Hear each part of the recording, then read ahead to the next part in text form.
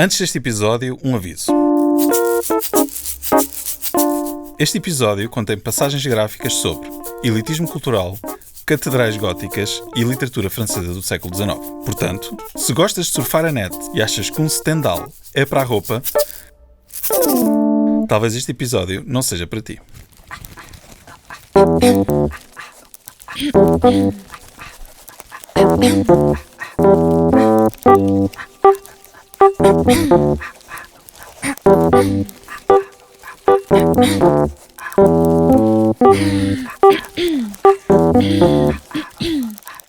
Olá, este é o Opinionistas, um podcast sobre as pessoas que opinam na imprensa em Portugal. Eu sou o Afonso e digo Zola em vez de Zola. Eu sou o Luís e acho que a nossa sociedade não sabe o suficiente sobre história mongol. Eu sou a Diana e sou a Clara Ferreira Alves. E eu sou o Daniel e ganho dinheiro a fazer entretenimento para as massas. O que é que vos vem à cabeça quando falamos de Clara Ferreira Alves? Príncipe Real. Príncipe Real. Ok. Eu venho-me à cabeça uma senhora que, sendo de esquerda oficialmente, tem um nível de elitismo tal que chega a ter bastante graça. É esta a minha opinião. Ok. Já tens uma opinião formada. Tenho. Diana? Eu gosto imenso. Eu acho que nós somos almas gêmeas. Ok. Identifico-me muito. Também quero ir, também gosto de ir ver a minha exposição, beber o meu bom vinho, comer uma boa tábua de queijos, ler um bom livro. Isso é o etos Clara Ferreira Alves. Posso Até aí estamos todos de acordo. Boa. Pronto, então vá. Mas tu identificas-te, Afonso, como o opinionista de fundo? És o que vai mais para trás? Eu acho que sim, eu sou o opinionista. Eu faço os dinossauros. Por uma razão muito... Portanto, já estás a chamar dinossauro a nossa visada. Tem mais de... Tem quase 30 anos de crónicas. Não. E tu leste, obviamente, para tudo. quem está a ouvir, tudo. Fio a pavio. Tudo, não houve uma única palavra. Nada. Leste, ouviste, Não, viste. Adotei aquela técnica costumeira das ciências sociais, que é construir uma amostra representativa. Pois. E, portanto... E depois, aleatoriamente, escolheste artigos. Exatamente, por aleatoriamente, quero dizer, olha que giro. Exato.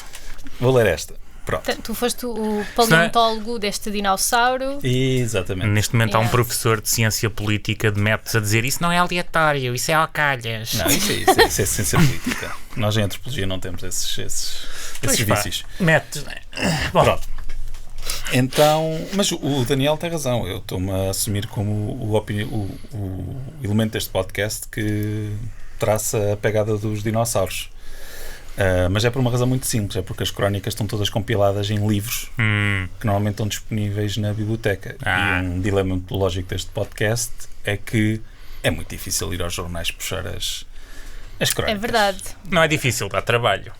É verdade, mas é muito pouco intuitivo. Tipo, tu não consegues encontrar facilmente a primeira crónica da pessoa. Certo. Tens que ir fazer o scroll e para baixo. É terrível. Se alguém que faz sites nos está a ouvir, malta, Pois. Sim, melhorem, se faz favor, a maneira como se vê crónicas nos sites dos jornais. Eu vou dizer uma coisa, o Observador até agora é o menos mau neste ponto. Pronto, e eu como me recuso a fazer coisas do Observador, passo ao lado disso tudo, não é? Biografia. Clara Ferreira Alves nasceu. Para quem acha estas coisas dispensáveis, basta dizer então que Clara Ferreira Alves nasceu, vive e tudo indica um dia morrerá. Isto ao contrário de Miguel Sousa Tavares, que continuo convicto de que ele continuará a escrever crónicas muito para além do fim do mundo. Sim. Mas, para quem quer saber de biografia, vamos lá a alguns factos. Vou começar por dizer que foi difícil arranjar informação sobre a vida da Clara Ferreira Alves. Ela é muito reticente em fornecer dados biográficos e pessoais, em reportagens que ela fez ou que fizeram sobre ela. E, portanto, vou-vos dar aquilo que eu consegui reunir. Então, é uma senhora recatada e privada. Exatamente. Portanto, para o espanto de todos, nasceu na Grande Lisboa em 1956. E um cronista de Lisboa é o primeiro, não é? É o primeiro. E numa entrevista recente diz ter tido uma educação religiosa e conservadora, sobretudo da parte da mãe. Depois deste facto muito genérico sobre a sua infância, saltamos diretamente para a faculdade. Exato. Yada, faculdade. Começou por estudar Direito em Lisboa, mas acaba por mudar-se para Coimbra, onde termina o curso. Nunca exerceu. fez o estágio, mas nunca exerceu, e, como de certo sabereis, destacou-se sobretudo como jornalista. Passou por vários jornais, mas ela é como um daqueles jogadores de futebol que juram amor a uma camisola, sendo o clube, neste caso, o Expresso, onde há cerca de 3 décadas assinou uma coluna de opinião chamada Pluma Caprichosa. Ela está há 30 anos no Expresso? Sim. Uau! Isso significa que é uma pessoa que está bastante ciente do que é que se passa na sociedade, não é? Alguém que escreve há tanto tempo não tem uma visão Exatamente. deslocada do que é o país e o mundo. Não. Muito bem. Pronto, mas para além de fazer reportagens para o Expresso e a tal coluna de opinião, passou também pela televisão, onde apresentou, participou e co-criou programas de vários canais. Por exemplo, nos anos 90, O Senhor que se Segue, na SIC, que era um programa de entrevistas com a Clara Ferreira Alves, Rita Blanco, Paula Moura Pinheiro e Laurinda Alves. Temos também o Falatório, na RTP, que era um programa de debate e que era moderado por ela. Também com a Paula Moura Pinheiro a apresentar, a dada altura. Sim. E também teve um programa na TSF mais tarde chamado Grande Júri. Isto entre outros, portanto não foram só estes. Eu só conheço o Falatório, mas o Falatório é um programa fascinante. É bom. E há várias coisas no YouTube, pirateadas, mas também na RTP Arquivos passa a publicidade, né? Debates entre pessoas que nós se calhar nem sequer antecipamos que tenha havido debates entre, né? Exatamente. Acho que há Saramago e Miguel Esteves Cardoso, há assim coisas. E depois, Batatinha e Paulo Portas. E se não me engano, o falatório era aquele programa cujo fundo era um vidro que dava para a rua. Exatamente. Víamos, as pessoas, um morning show. era uma espécie de... Era um late night, era um night show, mas havia várias pessoas a espreitar e a fazer aquela pala por cima dos olhos, que é para ver para dentro. Exatamente. É um programa bastante divertido. Nós estamos a falar dos anos 90. Estamos. Muito bem. Mas inícios, finais? Finais, acho eu. Sim. Ok. Dentro do jornalismo, ganha reconhecimento, sobretudo enquanto repórter de guerra na Guerra do Golfo, na Primeira Guerra do Golfo, e especializou-se ao longo dos anos no Médio Oriente, com visitas e reportagens frequentes a Jerusalém. Um papel que, com o deflagrar do mais recente conflito na região, voltou a assumir. Ela está a ser jornalista agora na... Ela fez uma breve reportagem agora novamente em Israel. Ok. Ela destacou-se igualmente como crítica literária e divulgadora de escritores e escritores portugueses, tendo privado com vários deles, como José Cardoso Pires ou José Saramago. Também gosta de dizer muito que é amiga do Mário Vargas Llosa. Pronto, para além disso, foi diretora da Casa Pessoa entre 2000 e 2004 e fundou a revista Tabacaria. Finalmente, a Clara Ferreira Alves também é escritora de contos e romancista, tendo publicado em 2015 o livro Pai Nosso. Essa pausa é porque há uma vírgula? Não. Ok. Um pormenor importante um pormenor a reter é que nas últimas 2 décadas a Clara Ferreira Alves faz cada vez menos jornalismo, deixando progressivamente de ir ao terreno, digamos assim, e continuou sempre a fazer as suas crónicas semanais, mas começou mais a focar-se nos ensaios e em retratos de intelectuais. Dizer que as crónicas dela não são de tipo único e invariável, podem ser exercícios reflexivos e autobiográficos, podem ser também descrições ficcionais ou descrições do cotidiano. Claro, faz muita crítica literária e no início fez pouca crónica política, e isso foi um hábito que ela depois começou a ganhar mais tarde. Mais uma coisa a reter antes de começarmos a nossa discussão é que ela reclama as influências daquilo que se chamou o New Journalism e que teve como precursores Tom Wolfe, Truman Capote ou Norman Mailer, sendo que este estilo se caracteriza pelo atenuamento da postura objetiva, digamos assim, do jornalismo tradicional e pela introdução de elementos mais subjetivos e de técnicas literárias. Ok, então, vamos começar pelo... Vamos ao suminho, né? Suminho, que é suminho. Ao suminho. Há algumas coisas... Portanto, eu achei que esta biografia era um bocadinho light. Exatamente por ela ser uma como é que tu disseste? Light. Uma mulher recatada. Recatada e privada. Recatada Mas e disseste privada. tudo aquilo que importa. Pronto, eu já sei a tua postura sobre biografia. E, portanto, para os que acham biografia e personalidade verdadeiramente importantes, que não é o caso da Diana, queria deixar-vos espreitar pelas janelas que Clara Ferreira Alves abre, por meio das suas crónicas mais antigas, para a sua psicologia. Mas isso é outra coisa. Pronto. E, através dessas crónicas, dessas janelas, não é? Vislumbramos uma pessoa melancólica, hipocondríaca, antissocial. Mas ele é eu. Talvez uma ludita light. Por exemplo, numa crónica de 1996 intitulada Anete, ela diz que não é analfabeta, mas é... Anetabeta? Alguém quer adivinhar? Anetfabeta. Faltou-me aqui. Mas essa crónica é de que ano? Esta crónica é de 1996. Ok, contexto pessoal. O Al Gore dizia que a internet era uma série de tubos nesta altura, portanto... Pronto. Portanto, ficam aqui com estes apontamentos mais pessoais e autobiográficos. Ela é, nesta altura, pronto, dentro do seu primeiro volume de crónicas que encompassa os anos 90, é uma cronista da condição das mulheres e da sua subalternização nas várias áreas da sociedade.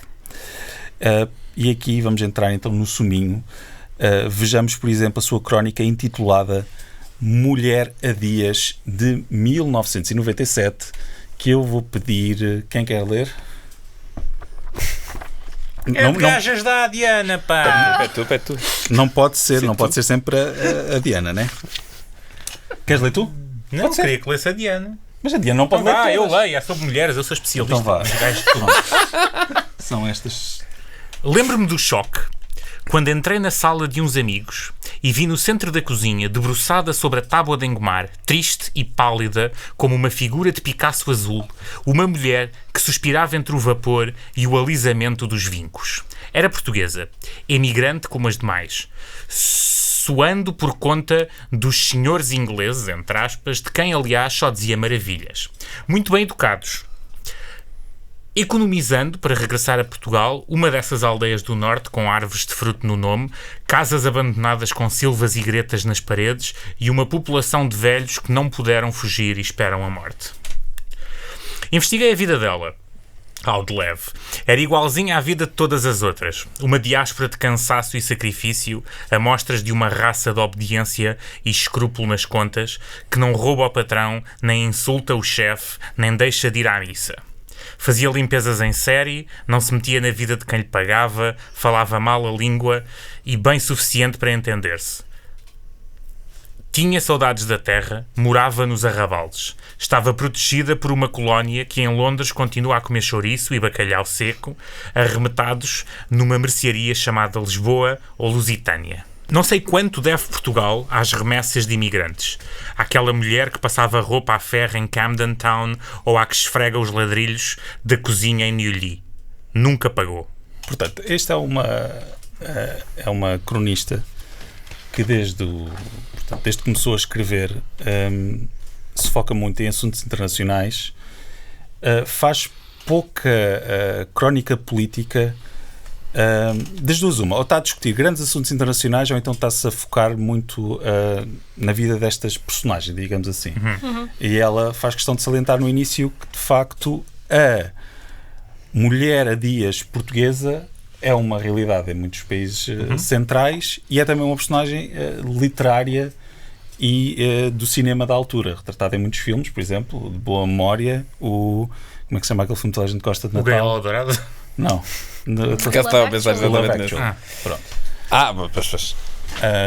Mas que esta crónica é para as Lúcias Muniz desta vida. Exato. Pronto.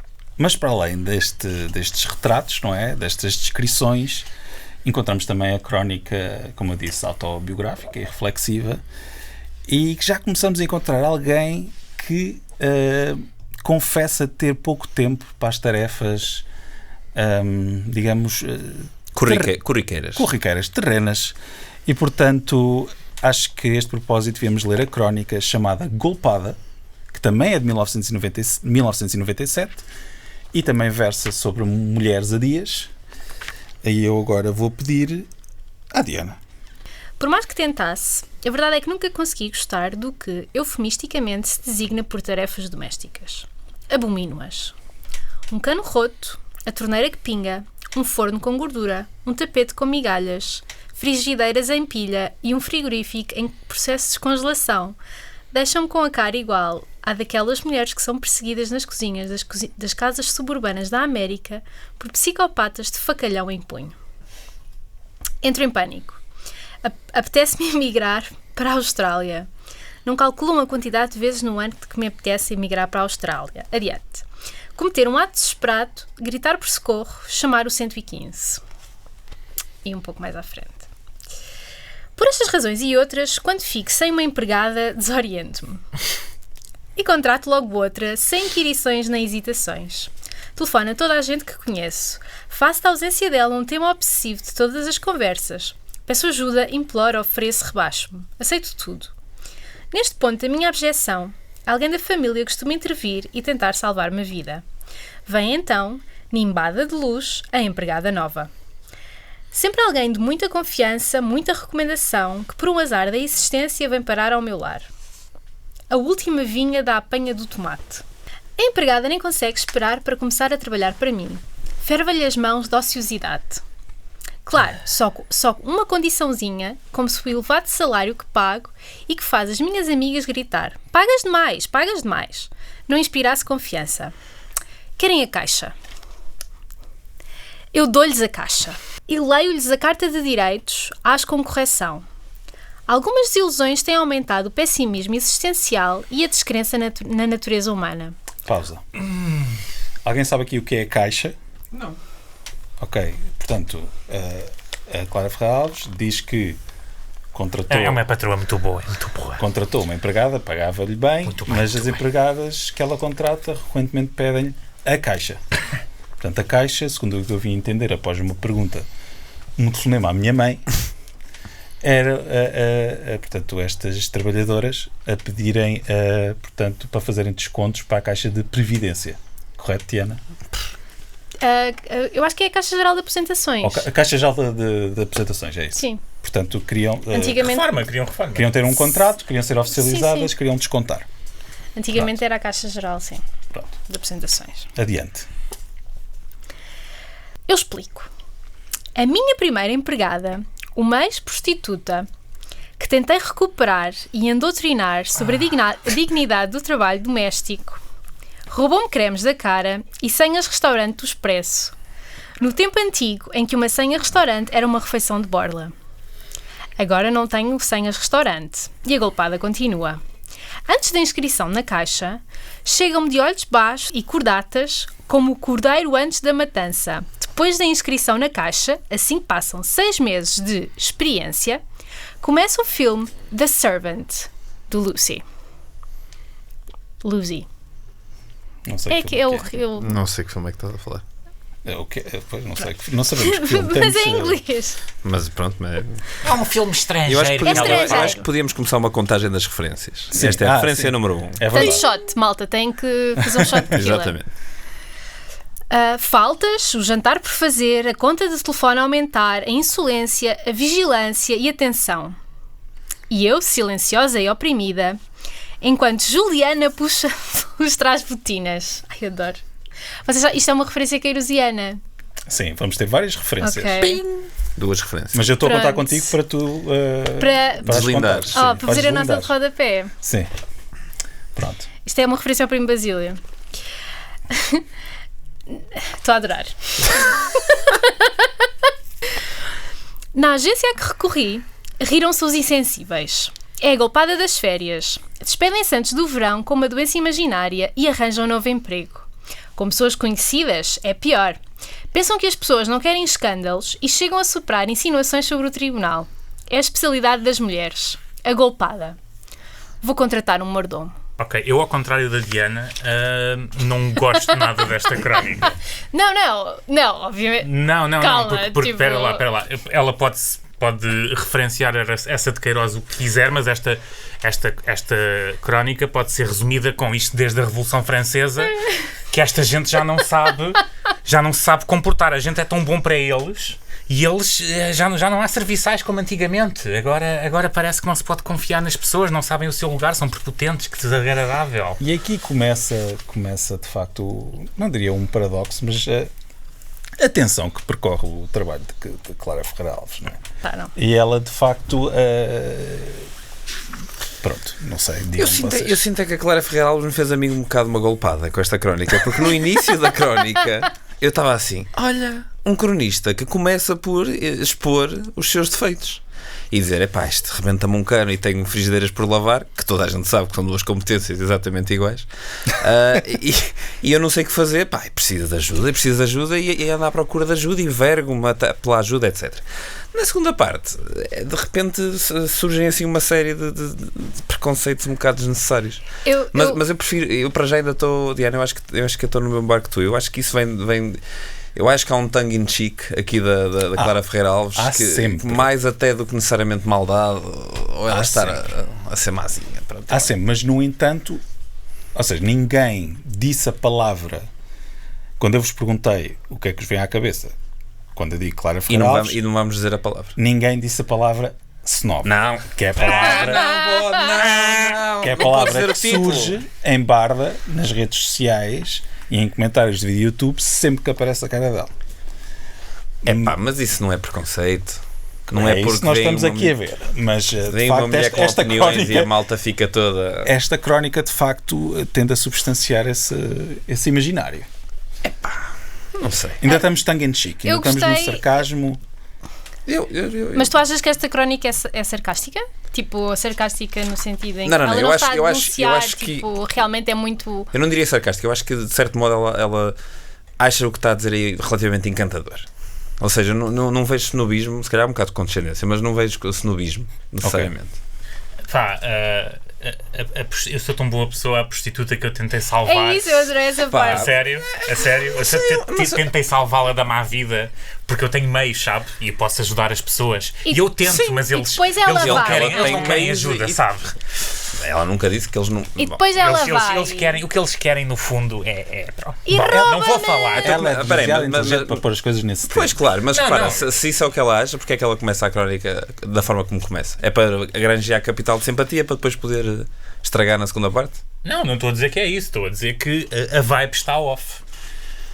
Ok, então temos aqui a vibe está off, temos aqui a Diana completamente deliciada.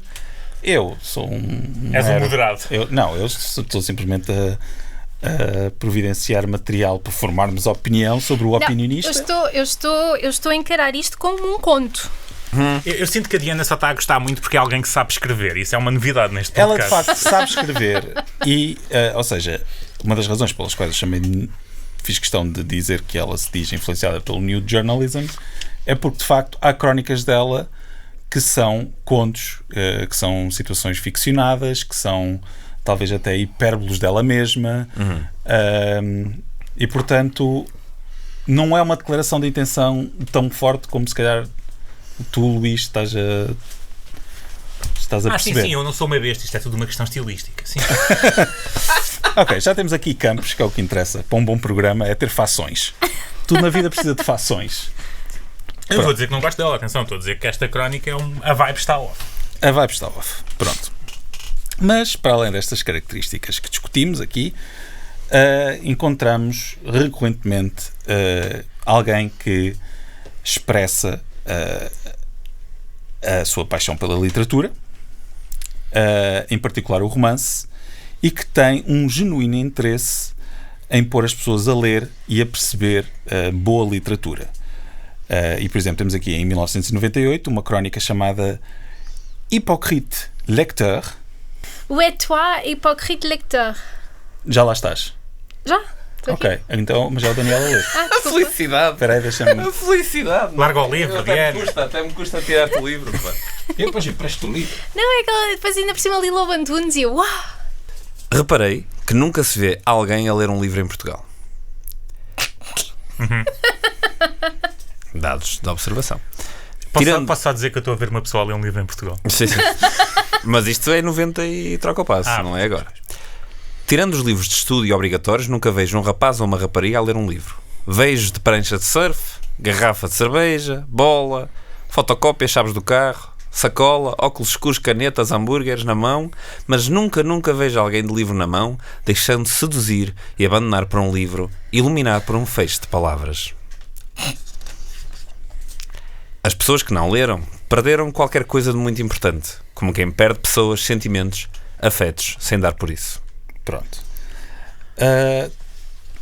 Portanto, neste primeiro volume de crónicas, dos anos 90, tal como eu disse, temos uma pessoa que constantemente faz a apologia da cultura e faz a apologia da cultura literária. Apoiado. E tem parece-me a mim, um genuíno interesse em pôr as pessoas a ler.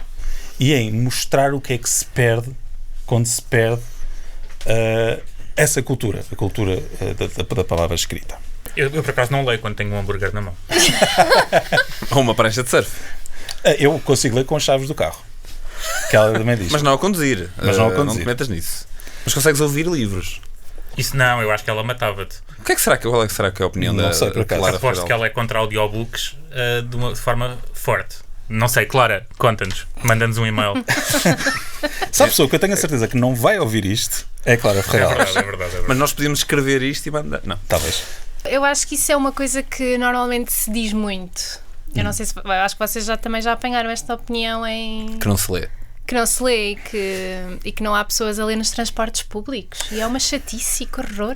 Quando ela está neste modo de fazer a apologia da literatura, é que encontramos o enredo principal da opinião da Clara Ferreira Alves ao longo destes anos todos. E aquele que talvez mais contribui para a sua imagem de, vou dizer outra vez, de snob. Não. Snob. Não podes dizer a palavra. E este enredo é o da defesa da cultura erudita e dos seus protagonistas, aquilo que ela chama os literatos, contra o declínio intelectual, moral e cultural das massas. Ai, sim. Ela fala disto, sobretudo, Let the Records Show, que a Diana está a aplaudir. Ela fala disto, sobretudo, através da decadência do romance, portanto, do romance como a arte suprema, e do desprezo pela forma escrita propiciada por desenvolvimentos tecnológicos. Claro que ela também fala de outras formas artísticas, mas é sobretudo aí que ela se sente confortável. Portanto, agora vamos ler uma crónica que se chama A Morte do Romance, crónica de 2006, portanto já entramos aqui nos 2000, e se calhar vou ler eu, porque ainda não li, não é? Ainda não me deixaram ler. Estão-me a tirar a palavra. Blá. A Morte do Romance, 2006. Não sei quantos adolescentes se interessam hoje pela vida no Mississippi, ou se sabem que Mark Twain não se chamava Mark Twain. Creio que não sonham com a liberdade de Huckleberry Finn. Duvido que nos liceus se fale de Stendhal e da cartucha de Parma, ou de Flaubert e da educação sentimental.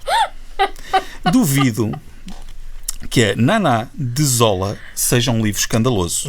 Zola. Ou o Germinal seja uma aproximação à consciência de classe e ao idealismo político romanesco. A Moby Dick já não mata e o capitão Ahab já não é um enigma. Ninguém morre de amor e álcool debaixo do vulcão. E 1984 já passou. A mãe de Gorky está morta, tão morta como a do estrangeiro de Argel. As memórias de Ursenar são mais tenues do que as de Adriano. Genet anda em parte incerta e pensa-se que a Sinfonia Pastoral é uma partitura do músico Goethe. O valente soldado Schweik, não sei como é que isto se diz, Schweik, É o livro do Isaac. regressou da guerra para morrer em paz. Os Buddenbrook estão no jazigo da família e a tuberculose já não leva a subir a Montanha Mágica, nome de carrossel da Disneylândia. Este é o tempo imperial de Dan Brown e de Paulo Coelho, que sempre coexistiram com os romancistas e nunca foram com eles confundidos. Yes! Porquê yes? Yes! Sim, tipo, nas veias, estão a ver? Tipo, yes! Eu só quero dizer uma coisa. Eu adoro quando alguém que está a dizer este pessoal agora já não quer saber da cultura e eu apanho 95% das referências. Sinto, pumbas, incha! assim tão mas isto é meio erudito. pateta, desculpem lá. E eu assim li tão para aí erudito. 2 desses livros, hein? Vai buscar? Eu li. Só leste 2. Por acaso acho que sim. Eu acho que só li 2 também. Li o Naná, li o. E leste o Flaubert Li o Madame Bovary. Li o Madame Bovary, não li Educação Sentimental. e não leste o Thomas Mann? Não li o Thomas Mann ainda. Então e tu, Luís? Eu dei-te o Bom Soldado Cheveco para tu leres e tu É não verdade, leste. é verdade. E tu, Luís, quantos leste? Daí? Não me lembro ao certo. Mas sim, podemos parar de nos masturbar intelectualmente. Mas eu gostava. E tu? Eu não li nenhum desses, mas Burro! mas é verdade, é verdade. Não, Burro! certamente. Isto é o que a Clara Mas a Ferrari questão dizia a ti, seu burro. Eu não ler. Ok, está bem. Sim.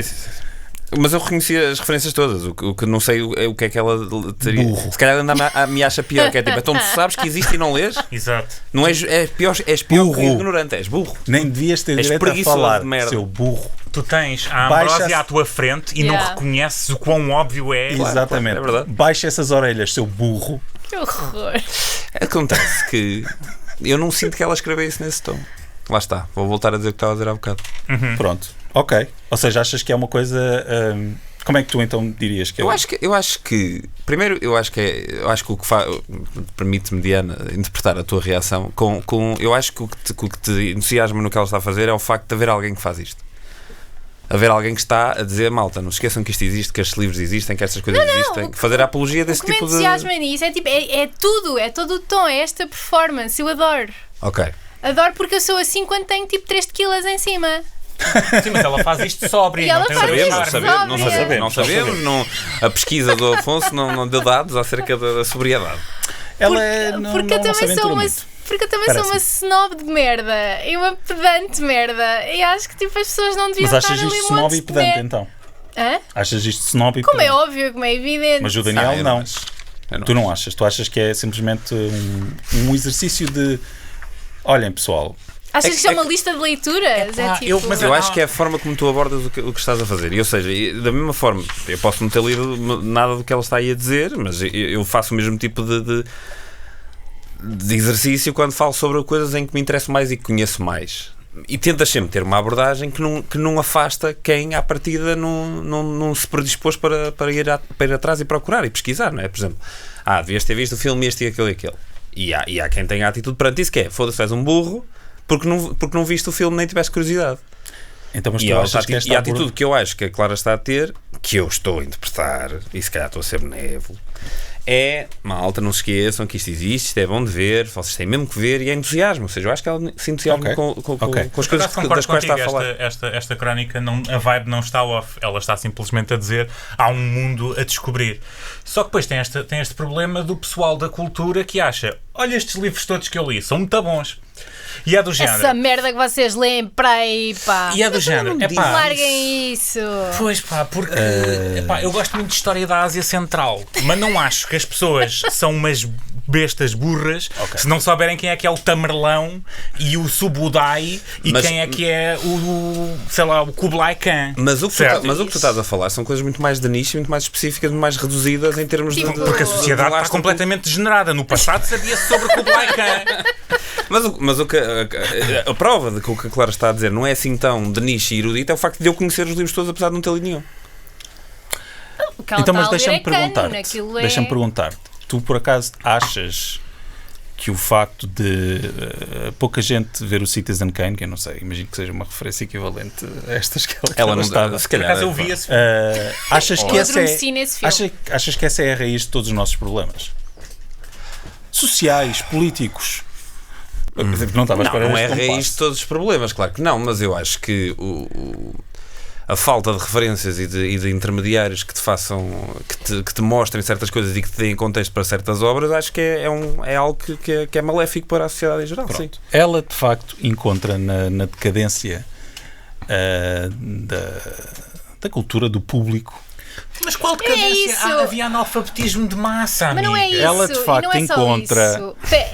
Deixa-me acabar. Ela tem um erro de análise. Porque toda a gente sempre leu merda em todas as alturas. Tipo, todas as Exceto pessoas. em Portugal, que no tempo do ESA, 90% ou 80% da população Mas era sempre analfabeta. existiram romances de cordel, tipo, aquela literatura menor, tipo, isso sempre existiu, que saíam em folhetins, etc, etc, etc. Mas E pelo muita coisa que outro saía em lado, folhetins mas hoje do é outro lado, elevado. mas aí eu não quero adiantar muito. Muitas delas não. Mas a crítica dela não é essa. A crítica dela é... A partir do momento em que ela fala em decadência, tipo, toda a gente, Mas em todas as alturas, sempre toda a gente leu merda. tanto do público como da elite. Isso é porque as nossas elites são uma merda. Olha. Portanto, ela encontra nestes desenvolvimentos a causa de muitos problemas contemporâneos, desde a corrupção na política até aos novos movimentos populistas e autoritários. E gostava de vos convidar a ler a crónica que ela escreveu no rescaldo dos escândalos que envolveram Miguel Relvas, que era o braço direito de Passos Coelho. Portanto, página 89, Luís. Portanto, ela acha que o Relvas leu, mas pouco. Calma, não sabemos. Devia ter lido mais. É a falta de cultura, estúpido. Nós merecemos isto. Nós elegemos esta gente. Nós não somos muito diferentes disto. No meio do anedotário que converteria um homem mais inteligente num homem trágico, convém não esquecer o que nos separa. Exatamente de Relvas. Pouco. O tempo dos chefes cultos acabou. E se serve de consolação, não acabou apenas em Portugal. A cultura de massas ganhou. No mundo pop, multimédia, inculto e narcisista, em que cada estúpido é o busto de si mesmo, a burguesia e o lumpen distinguem-se na capacidade de fazer dinheiro. Acumular capital. O dinheiro, as discussões em volta do dinheiro, acentuadas pela falta de dinheiro, fizeram do proletariado e desse híbrido chamado classe média uma massa informe de consumidores que votam e que consomem democracia, os direitos fundamentais, como consomem televisão, pela imagem. Sócrates e o Armani, Passos Coelho e a voz de Festival da Canção. Nós, quando digo nós, o jornalismo na sua decadência e euforia suicidária, criámos estas criaturas e os amigos deles. Os heróis, entre aspas, portugueses, descrevem-nos. E descrevem a nossa ignorância. Passos Coelho é fotografado à entrada do La Féria ou do casino. Um dono de supermercados ou um esperto ministro reformado são os reservatórios do pensamento nacional. Uma artista plástica é incessada não pela obra, mas pela capacidade de agradar ao mercado, entre aspas, transformando-se, pela manifesta ausência de candidatos, em artista oficial do regime. É assim. Não teria de ser assim. Portugal tem hoje uma pequeníssima elite que consome cultura, quase toda velha e sem sucessores. Nós estamos sós. Por esse mundo fora, a arte tornou-se cópia e reprodução, daí a predominância dos grandes copiadores de coisas, os chineses. Jesus! Tornou-se matéria, tornou-se consumo. Como bem disse que Vargas Llosa, em vez de discutirmos ideias, discutimos comida. A gastronomia é a nova filosofia. Ferran Adrià é o sucessor de Cervantes e Ortega Gasset. Mais uma Nice. vez. Não é Yes. a mesma coisa, Clara. Vejamos uma coisa. A Diana... Porquê yes? A Diana por acaso agora já não estava o quê? a embalar-se na cadeira Sim, estava. com a mão posta no coração. Sim. Visivelmente entusiasmado. Estava a cantar o hino. O hino dos... Mas espera aí. Dos pedantes. Mas, exato. Mas o que é sim, neste caso aqui? Por acaso aqui não Tudo. Até a parte em que de repente parte a em gastronomia que- não é cultura? Eu também gosto muito de comida. E Não gosto tem a muito ver com de falar gostar de comida. Tem a ver com gastronomia ser Ela sim. não está a falar desse tipo de cultura, Daniel. Ela está a falar de uma elite que simplesmente tipo, já não lê filosofia.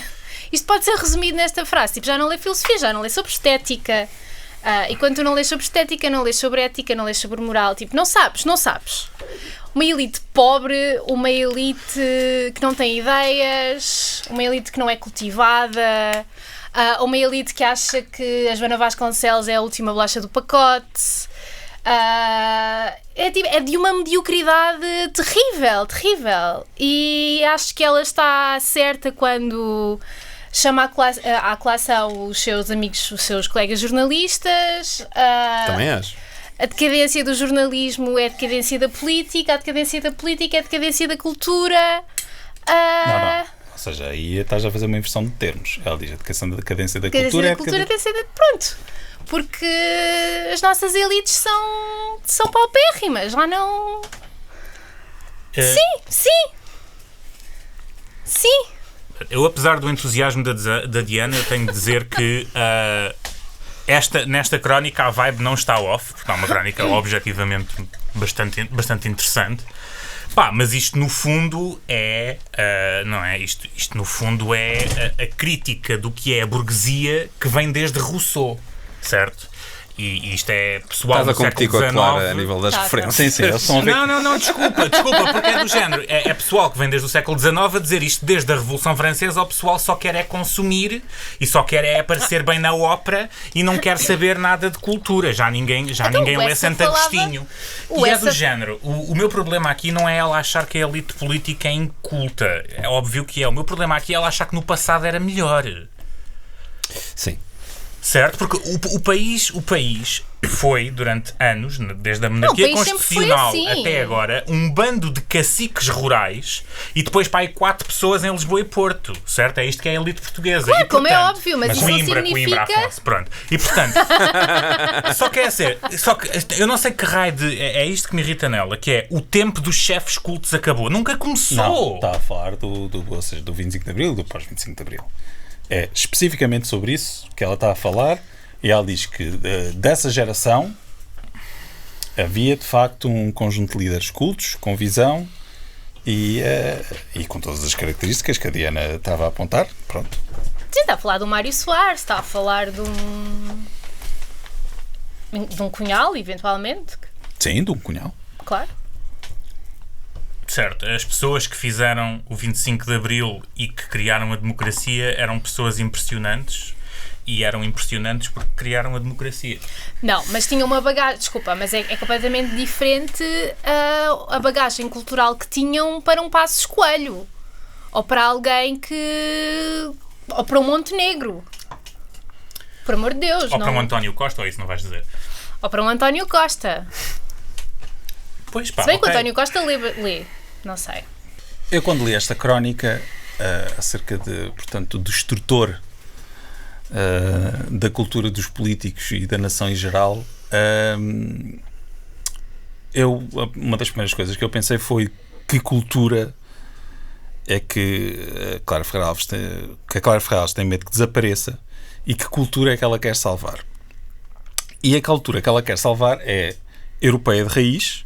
E é uma cultura que ela imagina ser pura e distinta e que não é influenciada por agentes externos. É uma cultura onde, de facto, ela denuncia que o português nunca conseguiu verdadeiramente participar, mas eu acho que um ensaio importante para perceber o que é que a Clara Ferreira Alves quer dizer... Tu olhas para a Clara Ferreira Alves e estás a dizer o problema é o eurocentrismo?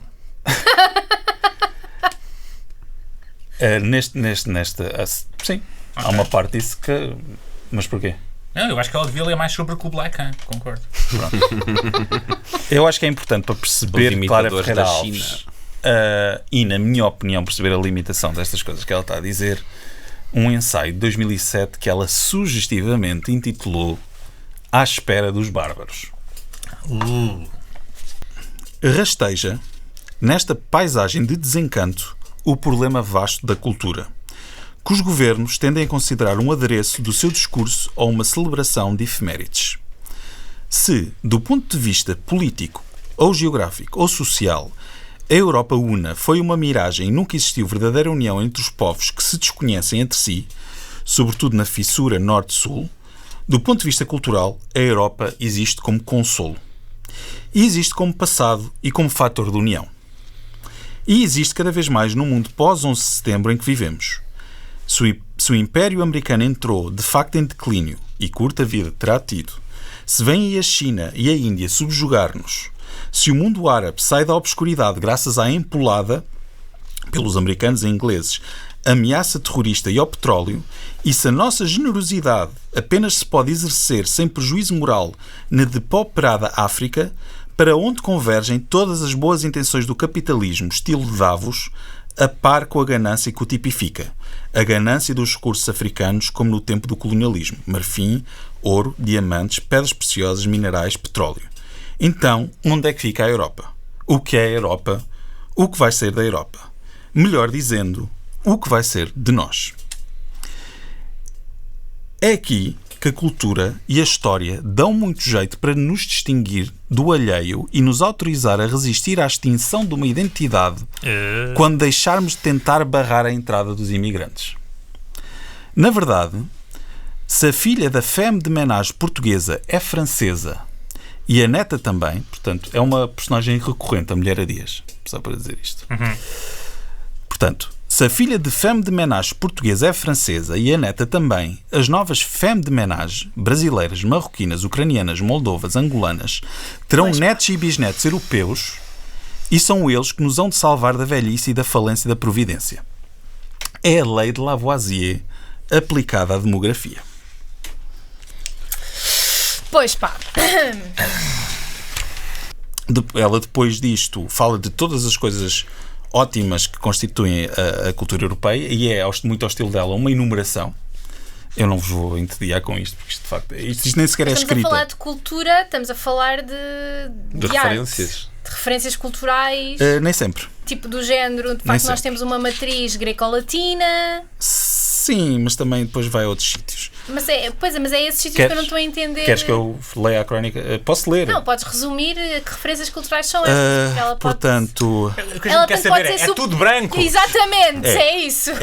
Tipo, estamos a falar. É. Pronto. Continuamos, portanto, a enumerar coisas e chegamos à parte sobre... E a literatura europeia, essa grande arte de que falava Kundera, tem dificuldades em acompanhar a mudança. Afunda-se numa irremediável irrelevância e em escritores precocemente desaparecidos, como se diz na gíria.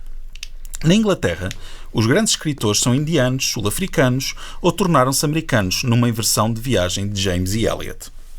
Sebald está morto, Thomas Bernard também, e estes eram os derradeiros herdeiros da Mitteleuropa, os descendentes de Mann, Musil e Brock.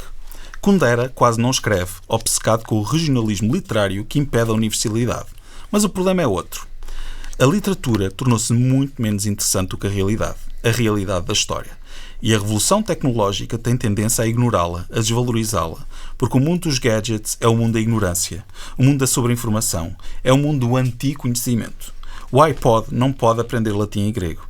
E a Microsoft não pode substituir Da Vinci. Pode apenas comprar manuscritos. A cultura do dinheiro, a avatar do triunfo do capitalismo, substitui a cultura propriamente dita. A tal que era europeia e original e nossa. O nosso paradigma... O Luís está a meditar. O nosso paradigma pode influenciar o chinês, mas o paradigma chinês nunca será europeu, como o paradigma americano ainda foi. E o mundo árabe ou latino-americano escapam-se por entre os dedos, apesar da nossa ânsia civilizadora. Eles não são como nós. A ascendência não é a nossa. Os mestres não são os nossos, excepto para uma reduzida elite. Pois pá, Ela para quem tem muita cultura isso é um bocado estúpido. Ela acabou de fazer uma desvalorização da literatura da América Latina.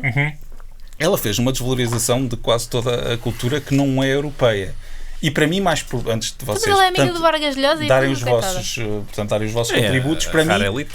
o principal problema é exatamente a defesa e uma descrição de uma cultura europeia soberana, unificada, distinta, pura, que ascendia sobre todas as outras e agora se deixa corromper em virtude da sua insignificância. Como a Clara Ferreira Alves é uma pessoa que sabe escrever e pensa muito naquilo que escreve, não passa despercebido o título: À Espera dos Bárbaros. Então deixa-me dizer isto da forma mais... Porque o que ela faz parece que não, mas é fácil de fazer. E é fácil de fazer e tu podes fazer sem fazer o racismo. Queres ver? Mas vamos concordar que ela fez o racismo. E eu vou, sim, Completamente. e eu vou falar à Clara Ferreira Alves. Desculpa, Luís. E mais do que isso, acho que é completamente despropositado. Sim, é gratuito e desnecessário. É completamente. Mas vou falar à Clara Ferreira Alves para dizer só isto. A República das Letras não tem cor de pele. A República das Letras não é só Sócrates e Platão e Cícero e Kant e Hegel, é também Ibn Khaldun e Al-Farabi, Lao Tzu, Gabriel Garcia Marques, gente Esse é tão Garcia Marques. gente que só porque não nasceu na Europa não significa que não pertença àquilo que antigamente se chamava a República das Letras, a conversa internacional, a literatura da humanidade por oposição à literatura nacional. E sim, e Salman Rushdie, sim. Mas Salman Rushdie é um infiltrado. Pois pá, não. Lá está, é daquelas coisas tipo coloniza a literatura inglesa e eu tipo Pois não estou a pá, perceber. não. Como o Kipling coloniza a literatura indiana, peço imensa desculpa. São ambos membros da República das Letras, independente da cor da pele. E apesar dos dois terem nascido na Índia, se não me engano. Porque acho que o Kipling nasceu na Índia, não foi? Não sei. Portanto, sim, é racismo disfarçado de Intelectualismo. olhem para mim a citar nomes. Também consigo sem fazer o racismo.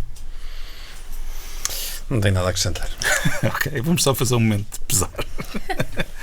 Pronto. Então, agora vamos começar a referir às crónicas desde 2012, 2013.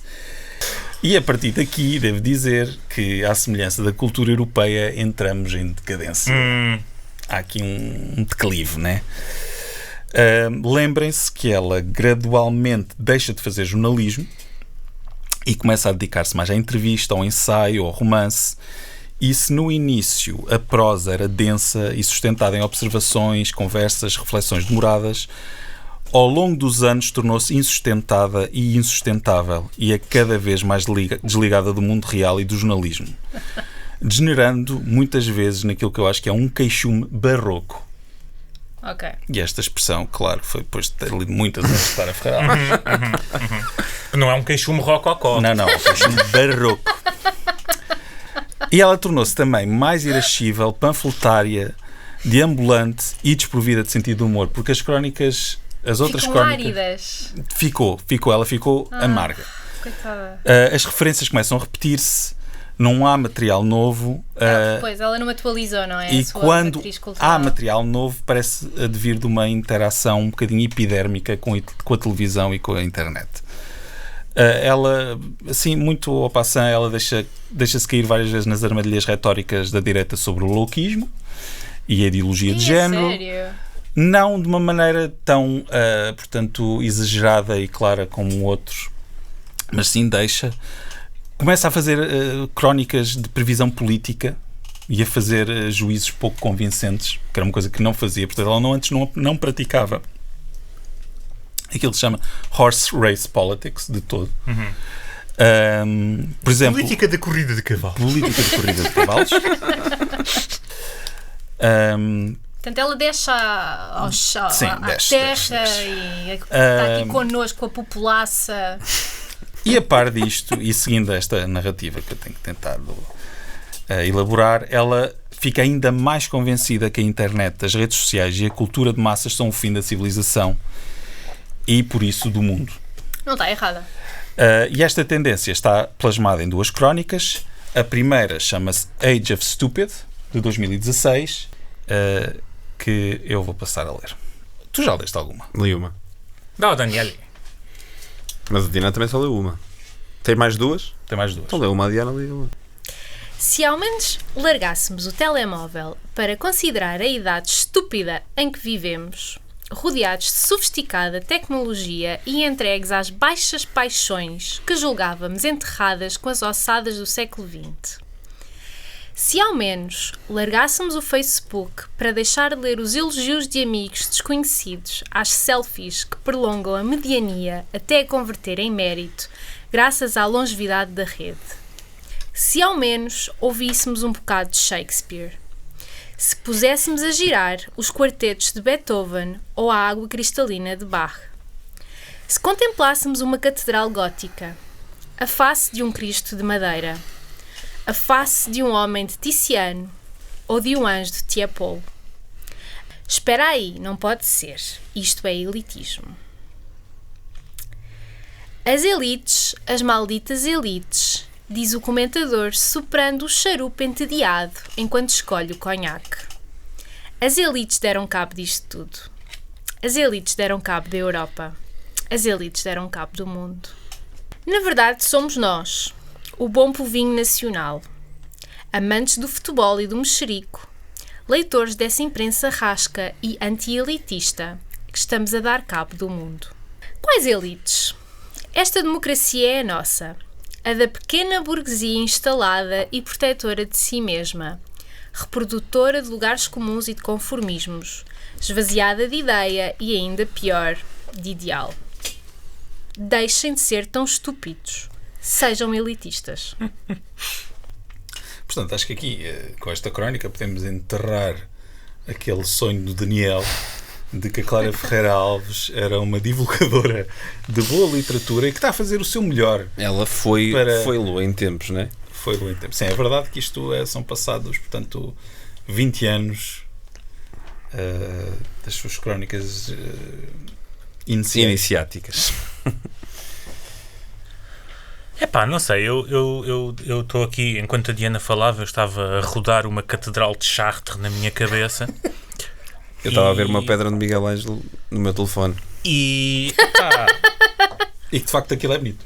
Epá, realmente a catedral de Chartres é muito bonito. Olha, sabes o que é que eu fiz? Eu fui ao Google e pus coisas lindas e antigas. E digo uma Deu-te coisa. esta lista? Yeah. Ok. Pois pá. Opa, eu não posso, honestamente, eu não tenho moral nenhuma para falar, porque eu sou igual. Tu és a Clara Ferreira Alves do podcast, Diana. Isto está estabelecido desde o primeiro episódio. E isto é uma intervenção. Não, eu tenho sido crítico da Clara, mas há um certo charme neste. O problema não é as elites, o problema é o povo. Pá, e tem graça quando tu és assim, tipo, combativa e disposta a dizer coisas do tipo que não são populares. Pronto, vou respeitar isso, sim senhor. Pá. Mas para iniciar um debate, não é? Pois, vamos falar sobre o que é que nós estamos a produzir, que tipo de discussão intelectual é que nós temos nos nossos jornais, por exemplo. Já não há polémica, já não há nada. Enfim. Por amor de Deus, isto pode ser reduzido ao só menos a malta gostasse daquilo que eu gosto. Yeah. Olha, digo-te uma coisa, se o Luís Montenegro soubesse quem era, o Tamarlão, este país Estava. Este país era tipo o Luís Montenegro a rodar uma Samarcanda na cabeça e o PIB a crescer 7% ao ano. Mas eu, por exemplo, eu gosto muito de levar a minha mãe a museus, de ir com a minha mãe a museus. Porque a minha mãe tem o 6º ano, portanto não é nada, não é intelectual, certo? Mas ela tem muitas opiniões muito interessantes. E ela tem gostos que tu pensas, olha, realmente. Ela gosta muito de Miró, por exemplo. E então fomos a Barcelona e fomos ao Museu do Miró. Mas vai saber, a arte tem um impacto nas pessoas. Tem, claro que tem. Portanto, por isso é que todos nós devemos estar mais expostos à arte e a boa arte. E não me venham dizer que toda a arte é boa. Tipo, não. Acho que ninguém disse isso. Ninguém disse isso. Não, mas disseram, por exemplo, há muito o discurso de não, o que interessa é ler. Tipo, leiam Dan Brown, leiam essas coisas todas. E é do género. Mas tu achas que Diz lá. Bem, isto vai ser cortado. Tu achas que a Clara Ferreira Alves levava a tua mãe aos museus? Eu acho que não. Acho que é essa a tua diferença para a Clara Ferreira Alves. É que eu acho que ela já desistiu de tentar levar as pessoas a museus. Ela está só a querer nos dizer, vocês não foram, fizeram mal, são burros. Eu acho que nós partimos de um ponto de origem diferente, não é? A questão é o que é que tu estás para ti, como é que tu, o que é que as referências culturais e o que é que a arte, tipo, porque é que tu queres partilhá-la? De maneira é que tu estás a manejar essas referências que tu tens. Ela, tipo, utiliza estas referências culturais para demonstrar a sua superioridade e para moralizar. Tipo, isto não é um ato de partilha, isto Não há um propósito educativo, nem sequer de divulgação aqui. Portanto, é esse o meu problema com esta crónica, sobretudo. Como sempre está bem escrita e como o Luís diz, nós todos apreciamos um texto provocador. Mas depois, se passarmos um bocadinho desse instinto adolescente, de facto o que há aqui é uma pessoa profundamente moralizadora e punitiva, certo? Que utiliza as referências culturais para punir e para lançar juízo. Sim, para distinguir os bons atores da sociedade e os bons sim. agentes de... Exatamente. Sim. E no limite isto pode dar em vocês não merecem estar em democracia porque vocês não sabem distinguir o Mané do Monet. Um gajo. É É isso. o clássico. Pronto. Portanto, esta tendência dela, para mim, culmina noutra crónica. Esta de 2 de dezembro de 2024. Olha, atualidade. Portanto, Este podcast está na crista da onda. na sequência da eleição de Trump. Só para saber, tu leste isso na internet? Sim. Desculpa, está bem. A crónica chama-se O Cérebro Apodrecido. Sim. E portanto ela está... Mas isso tem a ver com a palavra do ano para Oxford. É Brain Roth. E não é Roth o escritor. Caros ouvintes.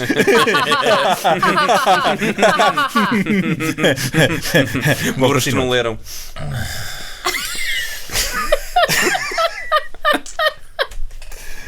Alguém passa o genérico do Fraser Crane, por favor.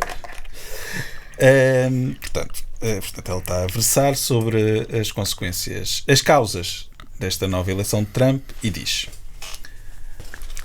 Trump é o sintoma de uma doença, não é a doença.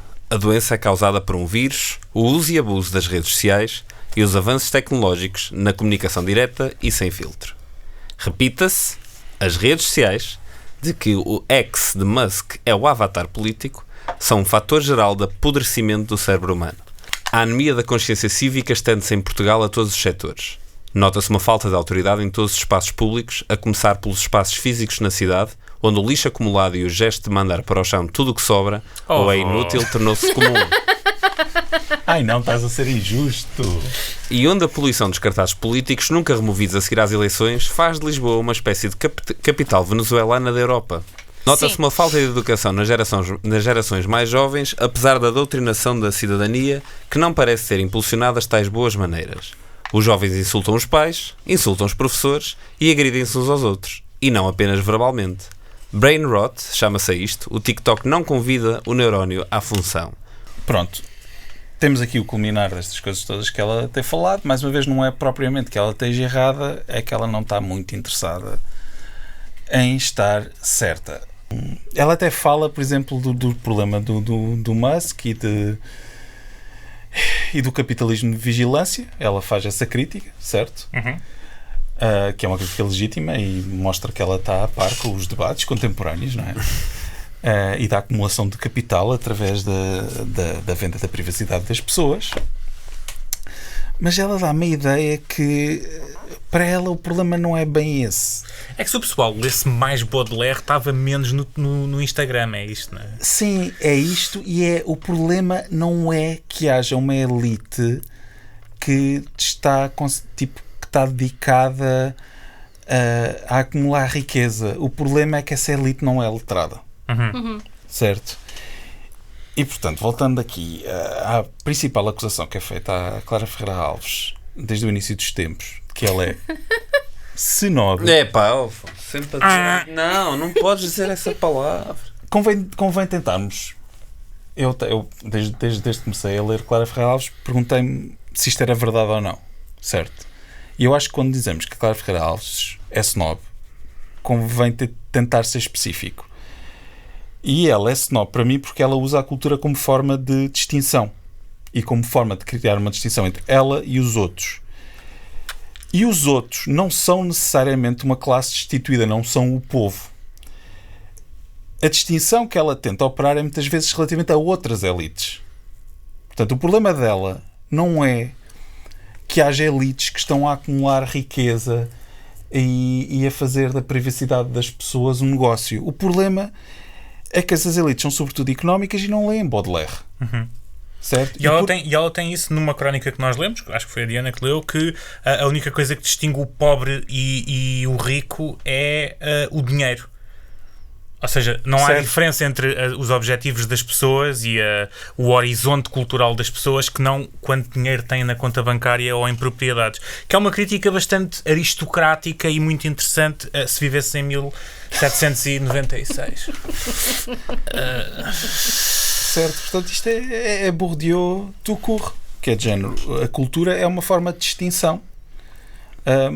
E acho que, não sei, eu cheguei ao fim de estas crónicas todas da Clara Ferreira Alves e perdi um bocado a ilusão que o Daniel tinha e que eu também tive no início, de que ela era uma espécie de guardiã da cultura literária e de pessoa que faz por sei lá, defender essas referências, porque eu acredito que há uma cultura literária que está em perigo, de facto, mas acho que não é esse o intuito aqui.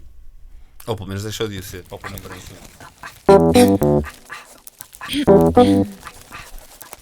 E assim termina o maravilhoso mundo de Clara Ferreira Alves. Para a semana, até que enfim, João Miguel Tavares. Este podcast conta com música de Beatriz Pessoa e ilustração de Sara Bento de Castro.